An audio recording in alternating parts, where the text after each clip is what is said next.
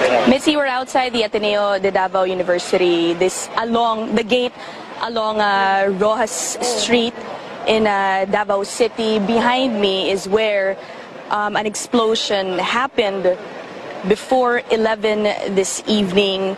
The cause of explosion is still unclear for now, but the situation here is quite chaotic. A lot of rescue personnel already here at the site to respond to the explosion that happened before 11 this evening. Now, we've talked to a number of witnesses who told us that they heard one loud bang, which was then followed by smoke.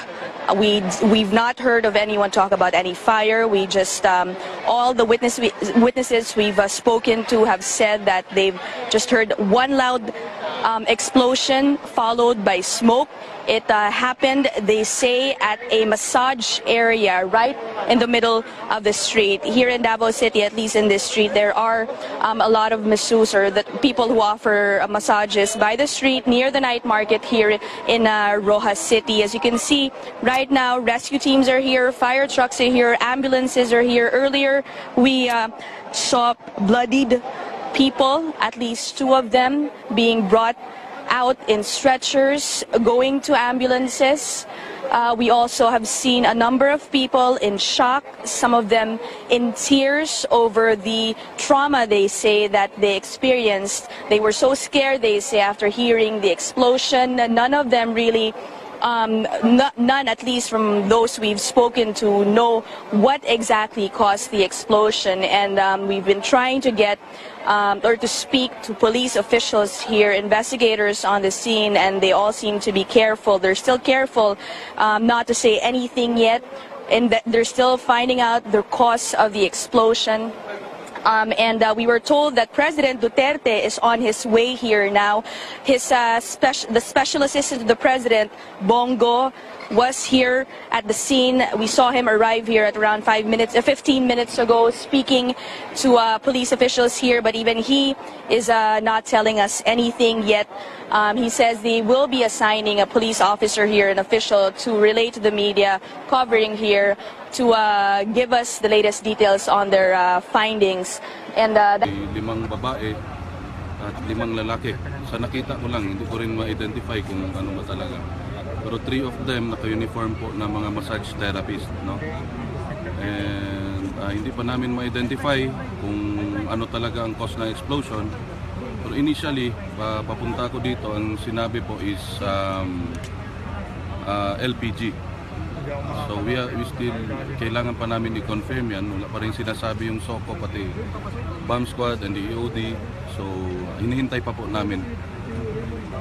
Guys, di ba ma-confirm kung ilan talaga na yung casualty na nandito sa area? 10. Napulo, 5 kababae, 5 kalalaki. Sir, so ang wounded po, is LPG caused this fire? Initially po, ma'am, yung papunta ko dito, yun yung information na tanggap ko. So sa ngayon, hindi ko talaga masabi what caused the explosion. Kasi nagbabago-bago yung sinasabi sa loob. Pero galing tayo doon, nakita natin may mga debris na inano na, hello, pauwi na siya. Prior to this warning, si BFD Secretary Lorenzana that Davao City is one of the target of the may natanggap po akong confidential information, and the last time that I divulged that information, tinira po ako ng tinira ng media and the constituents of Davao. So sa ngayon, yung confidential information na binigay sa akin po, yun nga, sinabi confidential, do not pass this around, yun yung nakalagay sa text message. So tumahimik na lang po ako, and I received the information 2 days ago, no? Ang nakalagay po doon, Jansan and Davao City. So, sino pong mga culprit possible? Hindi ko po masabi po kasi yun confidential information, kaya nga sabi ko hindi natin alam kung what caused the explosion here. So kung masabi sa atin na IED or something or grenade, so dyan pa natin ma-confirm na confirm talaga yung confidential na text message. Order sa police. Lockdown, I don't think so. No, pero sa ngayon, we have instructed all bar owners for tonight. Liquor ban naman din. Sinabihan natin kanina na mag-close muna sila at sinabihan natin yung mga Davaoenos na umuwi na po muna hanggat hindi natin malaman kung ano talaga nangyari dito. How long are we going to implement the earlier ban, sir? Ngayong gabi lang, ma'am. Maybe tomorrow may answers na tayo from EOD and the bomb squad. Sir, what is your adarang incident for this police? Yun nga, kanina. Sinabihan natin sila na mag-ikot sa mga bars na to close muna kasi nag-flood po ng mga threat po sa 911 natin. So, narinig nyo rin kanina, merong threat sa terminal sa Dicot. So, yun kaya pinaunahan na namin yung mga bar owners na pauwiin muna na yung mga customers nila. Sir, nani-figure sa nasampan? Sa? Sa nasampan? As of now, nasa emergency room ng Southern Philippines Medical Center, nasa mga 25 po ata. 25. Yung nasa emergency room, yun yung text message na natanggap ko. Wala na expire, sir? Wala pa ko yung information regarding that, ma'am. Sa Laing Hospital, Vice. May 9 po sa Davao, Doc. A while back, Pastor, not just 2 days ago, we already talked about a threat in Davao City. You know, ma'am, nandyan po yan parati yan. No? Kahit sa buong mundo may threat po talaga.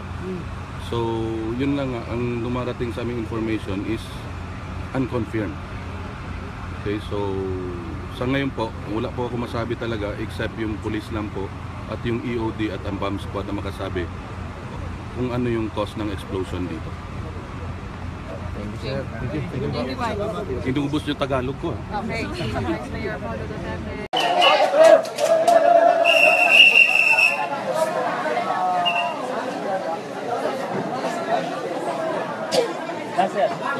Nasa salon.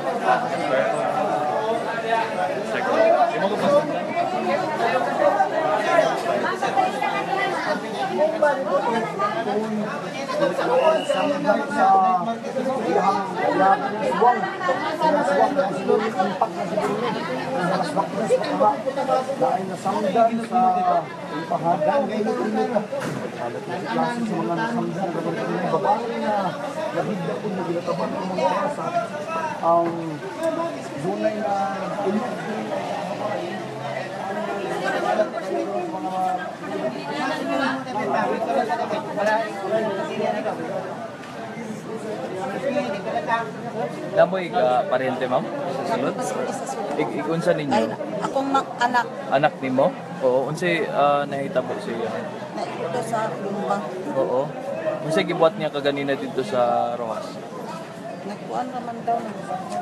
Tagin sa sila nagkuan man gud akong anak nag-duty gikan sa UN. Unsay trabaho? Estudyante sa UN. So unsay problema ninyo diri karon di mo makasulod? Dili daw mi pasudlo. Oo. Kay bawal daw. Wala pa na pero ang sulod, hindi pa pasudlan. Muna i-order nito. So ma'am, namoy kuan ma'am. Namoy parente sa Ako anak. Oo.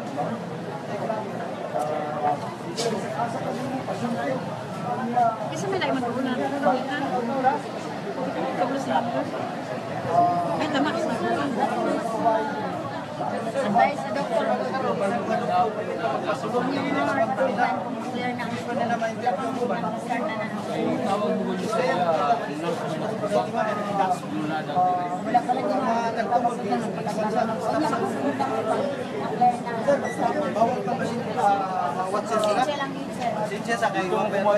Sa pagkakaroon ma'am, pilay na gidala diri. wala pala yung may tabalugod. Kung may kuan. Oo.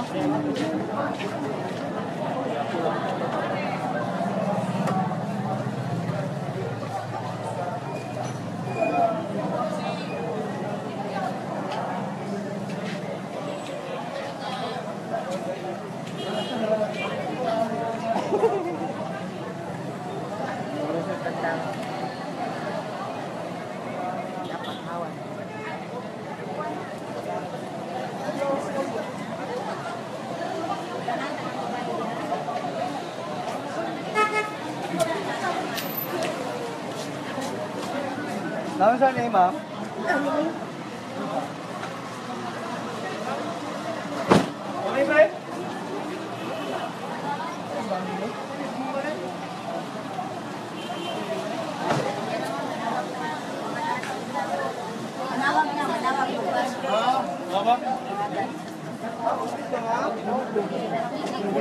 ba tayo, sir?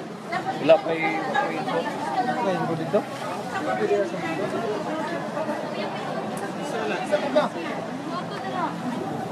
Ito lang kang pwede ng bisita, ma'am. Okay, advice sa... Dito lang ta sa kawan, magagit eh, magbayad ka Wala pa advice sa mga WhatsApp. Bawal pa. Wala yung advice sa doktor. Advice sa doktor, karon, dili pa pasaglan. Try lang kit mo. Ay, bawal pa, sir. Yan na.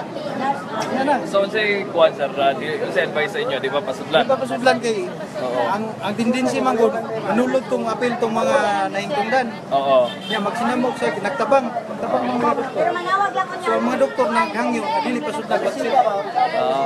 Pero kung naay mga ka... Unya pa taon. Ulat lang tani. Ulat lang tani advice sa doktor. Na-stroke ba niya? Wala nagbantay dito ba? Kailangan ko kwatas ko. So, wala ko man nakabot niya. Nigawas ko ba din? Nakapasundo na anak ko din. Anak ina na ma'am kay nag-advise sa doktor. Minor man na imo na mas grabe ba. Dili, sakit ba itong ulo at akong anak itaw? Timingan mo. Hello, dakong tao. Damay na lang imoon mo ni. Dili lagi kay manulod ang kapit tong mga wala.